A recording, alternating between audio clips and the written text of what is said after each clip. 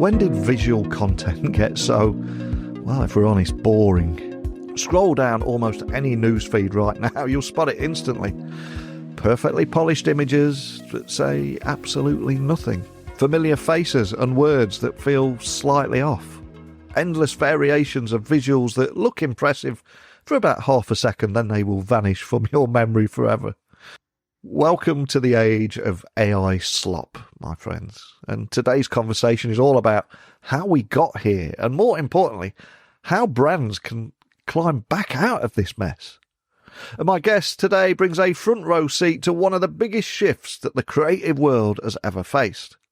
Her name is Dr. Rebecca Swift. She's the Senior Vice President of Creative at Getty Images. And she leads a global team shaping how brands communicate visually in a world flooded with generative content. So in the episode today, Rebecca's going to join me and break down why AI has somehow bulldozed its way into visual culture, how low-quality mass-produced imagery is quietly eroding trust, and why audiences are becoming far more sceptical of what they see. And we will also talk about sloppification, brand beigification, why transparency now matters more than ever, and how creativity, craft and consented data can still win in an AI-heavy world. So if you are a brand leader, marketer, creative, or someone that just cares about originality, the creative process and trust in the age of AI, I'm hoping today's conversation will certainly make you think twice before hitting that generate button. Here at the Tech Talks Network, we now have 9 podcasts and approaching 4,000 interviews. And that is only possible with some of the great friendships that I've developed over 10 years of podcasting. And a company that I'm proud to call friends of the show is Denodo, because not only have they been on this podcast multiple times, they also help make sense of the AI data chaos that we're seeing now. Because the data world is louder than ever. AI hype, lakehouse complexity, and pressure to deliver more with less. These are things that I talk about every day on this show. But Denodo is helping businesses make sense of it all because they provide a unified data foundation for trustworthy AI. So if you're ready to unlock real outcomes, simply visit denodo.com today. But now it's time for today's interview. Let me introduce you to today's guest. So a massive warm welcome to the show. Can you tell everyone listening a little about who you are and what you do? My name's Rebecca, and I am the Senior Vice President of the creative team at Getty Images. So I have a team of about 90 people who are making visual content every day. And this is such a hot topic right now. And I would imagine as Senior Vice President of Creative at Getty Images, you have a front row seat to how AI is reshaping visual culture. And so many different viewpoints on this. But when you look at the current flood of generic AI imagery, or AKA AI slop, what concerns you most about where brand visuals are heading? I mean, I think the AI slop feels like it's been an interesting experience. I kind of feel like we've been in this maelstrom of information about AI, and I'm sure you've been in the center of it more than I have. But I think in our world where we're creating photography and film, it started as this is the next big thing. This is the new technology that's going to help us create visuals in a way that we haven't been able to before. It's going to be cheaper. It's going to be more democratized, etc., etc. And it's been really interesting watching the narrative kind of shift in a very, very short period of time to its slop, which is, I mean, I don't think anybody would like to call their creative output slop or knowingly create slop. It's just a horrible word. It just kind of really makes you think literally of like the dregs in a bucket. And so I think the issue with slop is that it's too easy to create. Yeah. It's cheap. You can do millions of variations at the press of a button. And so then it kind of all starts to look the same. And there's been this discussion around the beiging of brands and how everything's starting to look the same. And I can totally see that. I mean, I think, I have a team who are visual analysts, so we're always kind of looking very specifically at what images are doing and how we might do them better. And I think with the AI content, early on we picked up, which model created which image. You can kind of almost identify it because of the aesthetic of what comes out. Now it's becoming a little bit more muddied and a bit just samey. And I think no one asked early on whether it was good. No one said, does this have value? Does this have a aesthetic value? Is this beautiful, this imagery? Which we ask of art, we ask of photography, we ask of illustration, we ask of many other visuals, movies and TV shows, etc. Well, no one said, well, actually, what is this adding to the visual landscape? How are we creating this content and in a way that is expanding the spectrum of aesthetics? And I think it does. I think there are artists who are doing some really interesting work with AI. I think, we've seen brands who have used it to, personalize content. But I think that laziness of using it because it's available and because it's cheaper, it's perceived to be cheaper, is not necessarily a reason to use it. It's kind of like, if you come up with an idea and you decide you want to have it hand drawn, or you want to film it as a video, or it should be photographic, that's the point. You're kind of making those decisions around it being, which tools to use to kind of bring your vision to life. I think with AI, it's too easy to just bring visuals to life with no idea behind it. And that's even before I get started on, standing on the shoulders of all of the creatives that have come before, and all of the visual artists that have dared to show their content on their Instagram feeds or, on online spaces, and whose work is now being scraped and added to these models. I think, and it's really interesting how, and again, I've been in this industry a good number of decades, and I feel now is probably the first time in all of that time I've been in the industry where the audience for content in the marketing space is reacting to how something has been made. So for many, many years, it was kind of expected that something was photographic or it was created by a film crew. And then obviously as, camera phones became in everybody's pockets, and, digital photography and became a thing that we all did, like literally everybody does. There was an expectation that things were created in a certain way. And it's really interesting, that kind of rejection of content because it has been made by AI. So the value of AI is so low that it has value until you realize it's AI, and then the value drops. And we see that, we've seen that with big ad campaigns. We've seen that with brands who have gone to market promoting the fact that they're using AI gen content, which they see as a positive because it's using new technology. It shows that they're innovative, blah, blah, blah, blah, blah. But the audience, will pretty much tell you pretty quickly, we don't like it. Yeah, all day long. And it's very short-term thinking as well. I mean, there's always a lot of talk around AI models running short on high-quality training data, and the knock-on effect of this is on the output quality. So for what you're seeing here, how has this sloppification shown up in real campaigns? And what risk does it create for brands that rely on visuals to signal their credibility when they've almost outsourced their creativity to a machine? Yeah, I mean, I would love to know the conversations that were had internally and the justification that was given for why, certain brands have used AI. I think, one of my favorite examples in the Christmas campaigns, and as you know, Neil, the Christmas campaigns is a hard fought territory for advertisers especially in the UK. And, this year, McDonald's in the Netherlands created an AI campaign. It was actually a really nice idea. It was an idea around, the things that go wrong at Christmas, or the things that are really tough at Christmas. But they chose to create the whole ad with AI. And their response when the audience reacted badly to it was like, well, actually, we spent 7,000 hours prompting this. And it's kind of like, oh, just dig that hole a little bit deeper. Yeah. So what, to go back to your question, what are we doing here? Why? Just why? Yeah. When the result is, maybe internally they felt the result was great, but I'm sure it must have been tested on some audiences before it went live.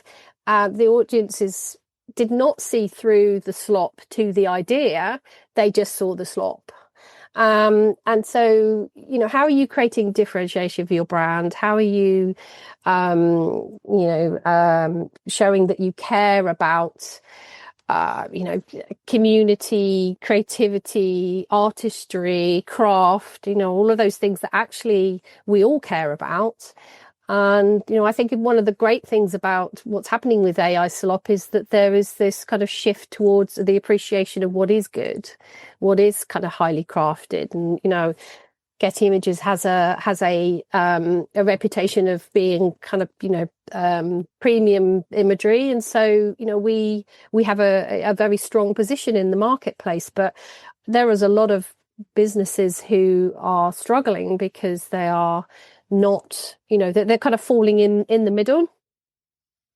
And, that's worrying, I think, for the kind of future of creativity. And to go back to your point around the data sets, where, exactly to your point, where is the data of the future going to come from?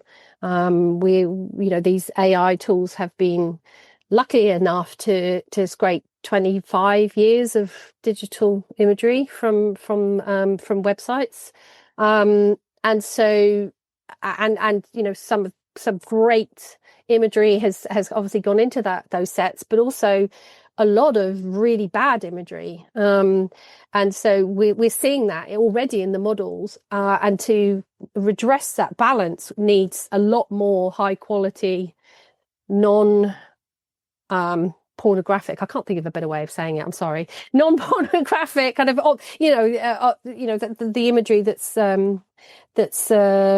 objectified, both men and women, and how do you redress that balance?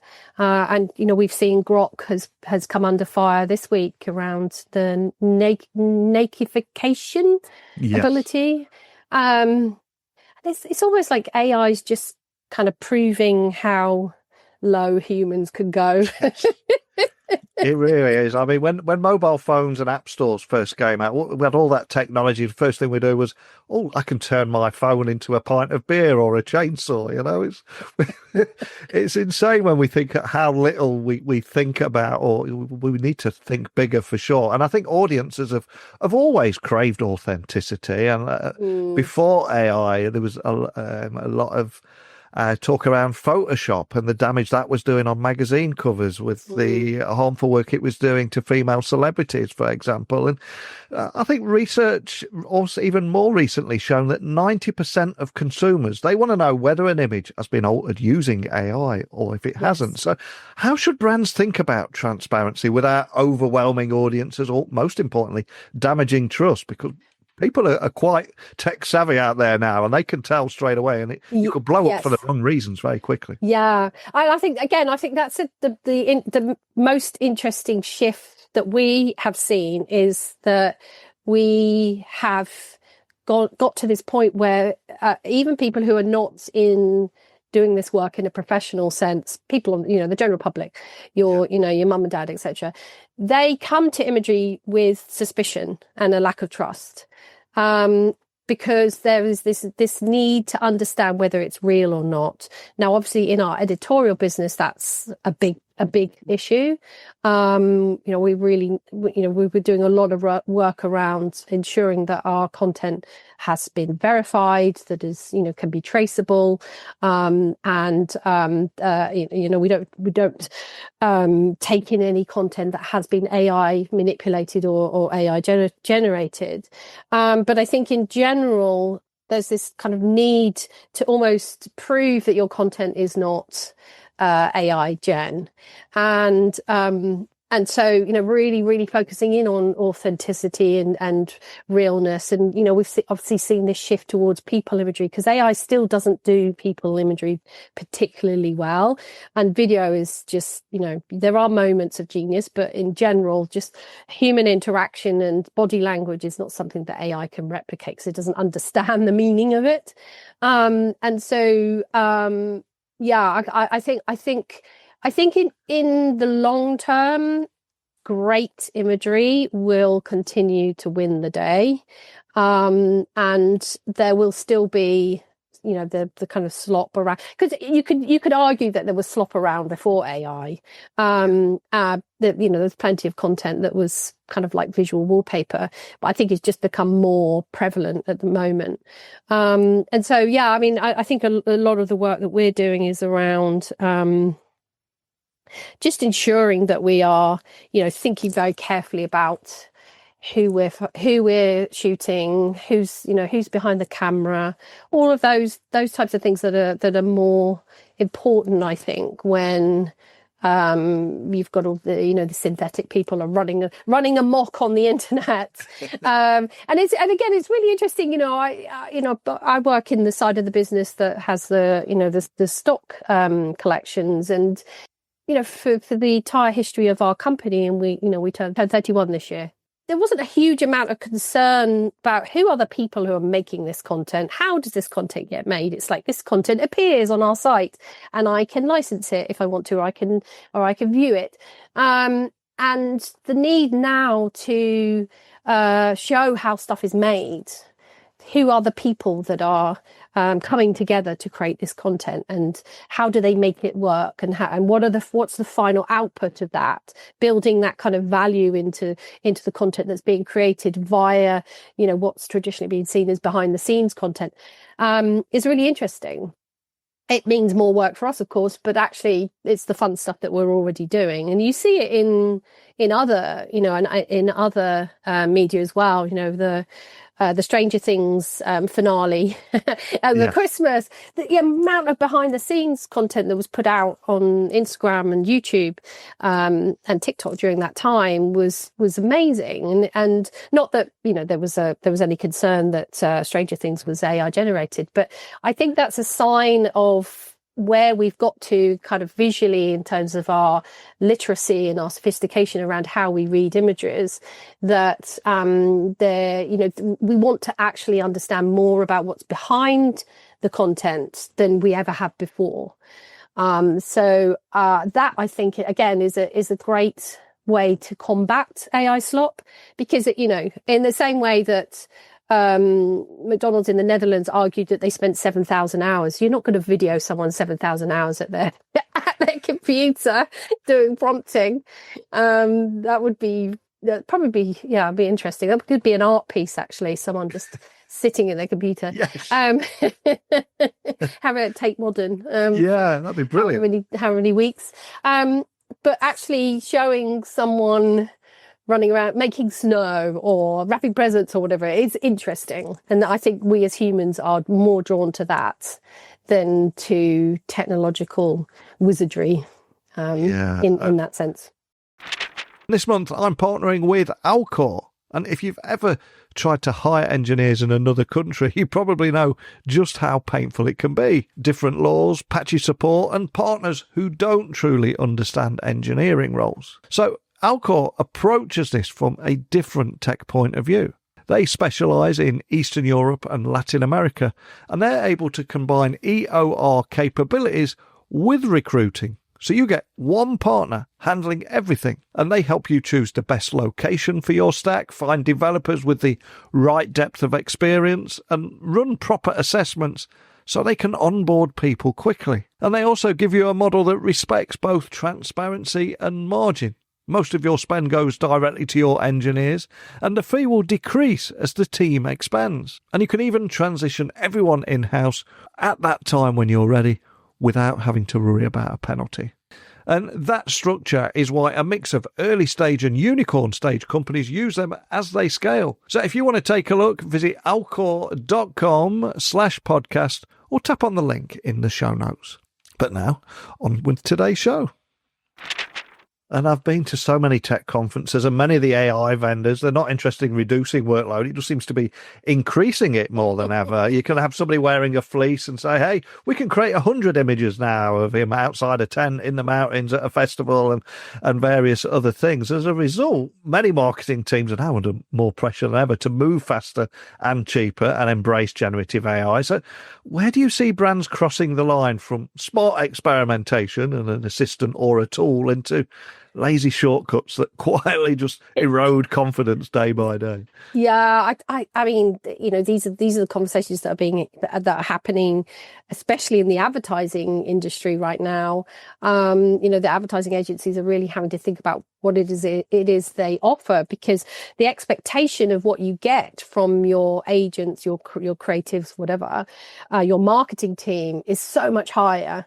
And there is an expectation that you could do many, many versions, but do you need to? Does the audience want those versions? On my Instagram feed, I keep being sent this stained glass lamps of animals, like a chick or a duck or a crocodile. It's like, at what point have I said I need a whole collection of stained glass lights in different shapes? And they're obviously all AI generated. And it's that kind of thing that I think will become really tiresome over time. Do you think you'll give in at some point and you will end up purchasing one of these? Yeah, next time you see me, they'll all be behind me. That's the problem with social media. It gets you, it makes you think you need it eventually. Yeah.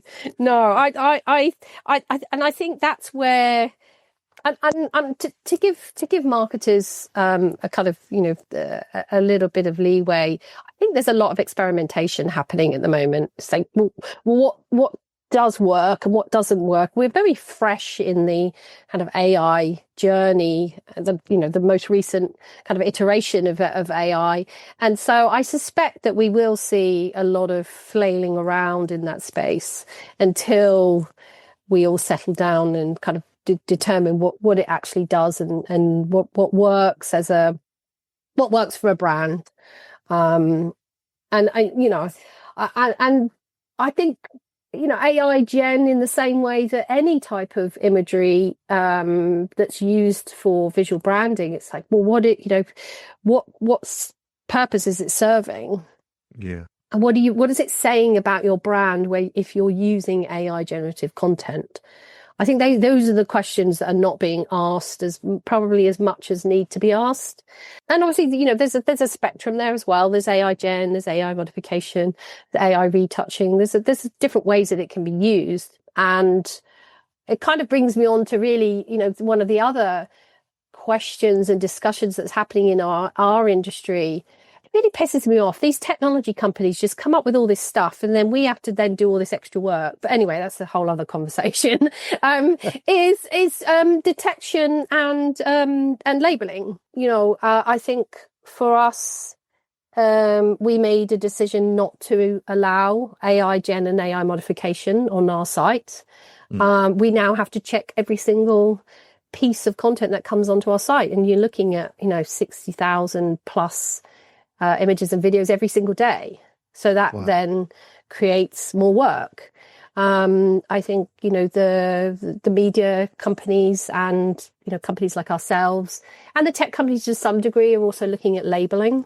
How do you label content? We're part of an organization called C2PA, which is, a tougher labeling of content, so that as it kind of travels through time and space, if it's not AI generated, or it is AI generated, or it's been modified, it will be that label will stay with that piece of content. And you raised such a great point a moment ago as well, talking about the voice of the brand, and whether that be images or text. it's so important for a brand, any brand, to have a unique voice. And if you go on LinkedIn, for example, you'll see so many posts that are clearly all generated by the same LLM, and it's the same words. There's no personality there. And for a brand, it's almost criminal, isn't it, to outsource your voice and not have a voice and just be the same as everything else out there. That must frustrate you as a creative as well. It does, because it's the most fun. It's the best bit. Yeah. It's why would you do that? Because, outsource the spreadsheets and flipping, I don't know, finance stuff and, all that the processes. Do the creative stuff. That's really fun and cool. And actually you can really probably come up with something that no AI tool would be able to help you find, because it's never been thought of before. And I think I don't know whether it's a fear or a lack of comfort or what. I think, again, I really hope that we all come to our senses around that. One of the really interesting things last year, actually, which I think is so incredibly telling, ChatGPT, which is essentially the AI tool, let's face it, at this point in the game.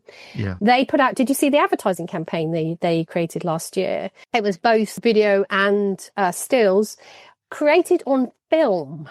So it was analog photography, absolutely beautifully shot, lifestyle content around how ChatGPT can fit into your life. And then, so you've got the biggest AI tool in the world is using old kind of photographic and film craft. Wow. And I just thought, so the only people who are thinking about how sloppy this stuff is actually the tools themselves. I missed that. I'll send you a link, because I think you'll get a kick out of that. Yeah. Oh, man. And if we take a peek behind the curtain there, commercial safety and consented training data, they're often overlooked in this rush to adopt AI tools. So I don't want to be the boring IT guy here, but what are the legal and reputational risks for brands that use models trained on questionable data sources? Because this can come back and bite brands later on too, right? Yeah, and I think that was very much the conversation again in the early days, 2023, about AI tools, was what was the training set. And interestingly, in between, literally in the last 2 years, the big tools now offer indemnification for brands against using I think they've become so big and obviously got some spare cash, so if they do get sued, then they can support with the litigation. I think from our point of view, we come from a licensing background, and so we're dealing with creator rights, and so we wanted to protect our creators' rights, and we have trained our own model on content that has been released by the people that are in the images, by the places that it's shot, and we have obviously got permission from the creators for that content to be in the models, and then we obviously pay back every year to those creators for that content to be in there. That is not the case with any other model. And so, we are a very tiny little fish in this pond, where you've got these massive models where I'd say most people who use them don't care. But when it comes to businesses and brands, where there is an expectation that kind of due diligence is done, I think, there is a risk to brand trust. I think in terms of, I think most people want to protect the creative community and want to think that brands are protecting the creative community. And so I think, more and more, there are more questions being asked around, where this content came from. Was it ethically sourced? And then you have the conversations around the environmental impact of these big tools as well, which is, I think that's healthy to have to question in that regard. And certainly we will always argue for kind of ethical AI, if that's what you want to call it, where you have an understanding of what the model has been trained on. And a question many people might be quietly asking is whether AI is a threat to a business like yours that's built on such high quality content. So from your perspective, do you see AI as an existential risk, or do you think that reputation damage or the risk of it caused by low quality AI will actually push big enterprises, big brands back towards those more trusted sources where they know they're getting the quality? Yeah, I think it's a bit of both. Yeah. I think we will lose the bottom end, where the businesses that are less concerned about where content comes from, who, what models have been trained on, the fact that it's good content or not. It's just a piece of content, which has always been the case, to be honest. And so we're not going to go down there. We're not going to scrape around in the bottom of the bucket, to use my early analogy, but we are going to keep kind of heading upwards and producing higher quality, better, more authentic, more creative content, and offer that as an alternative to AI slop. And I think a lot of the big businesses that we work with won't use AI generative models in their ads. They've just, similar to us, they've made a decision not to go down that route. Yeah. So there'll always be a market for the type of imagery that we're creating. And obviously when it comes to news, photography, celebrity, red carpet, sports, live sports, etc., that will never be replaced by AI. Yeah, great to hear that too. I always try to give everyone listening a valuable takeaway. So for creative and brand leaders listening who want to use generative AI, but they want to use it responsibly, what principles or guardrails would you suggest so they can benefit from the technology without sacrificing trust, originality, creativity, or long-term brand value? Is it possible? And if it is, what should they be doing? Well, you're asking the wrong person, I think. I think look at your model in the same way that you might look at your suppliers. Who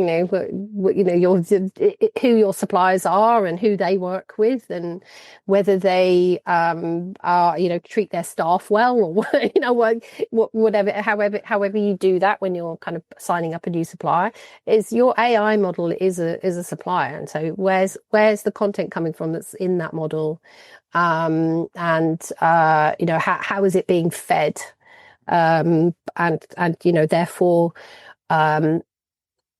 Can you trust the outputs? And then I think in terms of for brand trust, just be transparent about using the content. It's much better to label your content and for people to be aware of what they're looking at than for people to find out later and not be happy with you. We hate being hoodwinked. We hate being lied to. Especially by businesses of any kind. So that's I think it's a dangerous world to be in if you're kind of using AI generative content and hoping to get away with it. Awesome. And finally, I always like to give my guests a soapbox of sorts to finally bust any myths and misconceptions that frustrate them and lay them to rest once and for all. So what do most people misunderstand about your industry? Or are there any myths about your job or your field of expertise that we can finally lay to rest today? The floor is yours. What are you going to go with? I think the thing that has frustrated me over the years is that there's this kind of expectation that we're just this big black box and that we are this massive corporate company because our name turns up in publications, etc. We're actually not that big. We just are, a company that's very passionate about the content that we create, rather than passionate about technology. And so, we every single day we are covering events. We cover 160,000 events every day. That would be impressive, wouldn't it? Every year. And we're shooting, millions and millions of images and videos for our creative collections every year. And we have like I say, we have a team that are spread across the world, across Asia and Europe and the Middle East and North and South America, who are working with creators to create this content. And so I think, you can almost say that our business has been, or other businesses like ours have been seen as almost like an AI model that's just churning out content all the time. But there's a lot of love and creativity and passion that goes into that content. And we think very, very intensely, and I'd like to think intellectually about what we're creating. We're analyzing content, we're testing content on the general public. We're always looking for like the next thing, rather than again to use the AI model analogy of going, taking from the past. We're always kind of looking to the future and thinking about what's the next iteration of something that's pretty standard. If I use like a business scenario of people sitting in an office, how do we do that better? How do we make that resonant to an audience in 2026, 2027? I think I would love for that, more of that to be visible, and for more of that to be for people to at least be aware of kind of how we work in that regard. Well, I've absolutely loved chatting with you today. So much gold in your answers, and so many light bulb moments that I can hear going off around the world. And for people listening that would like to either continue this conversation or to stay up to speed with how you're adopting technology or how you're talking about some of the problems we raised today, where would you like to point everyone? I think probably the best place to go is where we place our research, and that is visualgps.com. Yeah. That's also, you can click through to it from the gettyimages.com site as well. But on that site is where we publish our research, and we share our insights of what we're seeing. And there's a lot of chit chat around technology on there as well. We created a report beginning of last year, end of 2024, beginning of 2025, around authenticity in the age of AI, which kind of very much is part of what we've been talking about, and we'll be renewing that this year again, because things are changing. Well, I would add links to everything there. I would urge anyone listening to go check that out, because I think just listening to you today about how brands can avoid some of those negative impacts of AI sloppification of visual content, and we've all seen perfect examples of that out there. It's invaluable. So hopefully we've woke a few brands up on the danger of that. But more than anything, just thank you for sharing your story today. Real pleasure. Thanks for having me. I've enjoyed talking about sloppification. Appreciate it. So if this conversation made you laugh, nod, or even wince a little bit, it's probably because we've all seen AI slop creeping into places that it doesn't belong. And I love that story that Rebecca shared there, how even OpenAI were using cameras to capture video rather than using their own content. If they're not eating their own dog food or drinking their own Kool-Aid, but using more old school traditional methods, I think that is quite telling. And Rebecca shared why creativity still matters, why audiences are far more visually literate than brands might give them credit for. And those lazy shortcuts, they can quietly drain confidence in your brand over time. And you also heard why authenticity is becoming a competitive advantage, and why knowing how content is made now matters as much as the content itself, and why high quality consented data isn't just a nice to have, it's foundational. And there was also a powerful reminder running through this episode. Yeah, technology can help, but it can't replace taste, judgment, or imagination. And the most memorable brands won't be the ones that generate the most images. It'll actually be the ones that make people feel something and can stand behind how their work was created. So hopefully this episode might have sparked a rethink about how your brand uses AI. And please share it with someone who's feeling pressure to move faster and cheaper right now and creating more AI slop instead of anything of any meaning, of any personality, and it's just generic. But over to you. In a world full of instant visuals, how will your brand make sure it stands out for all the right reasons and keeps its voice? Let me know. techtalksnetwork.com, techblogwriter@outlook.com, socials just @Neil C. Hughes, nice and easy to find. This is a dialogue, not a monologue, so I encourage you all to get in touch with me. I'm really curious on your takeaways here. But I will return again tomorrow bright and early with another guest. Hope you enjoyed today's episode. Big thank you to Rebecca for bringing it all to life. And I will speak with you all again tomorrow. Bye for now.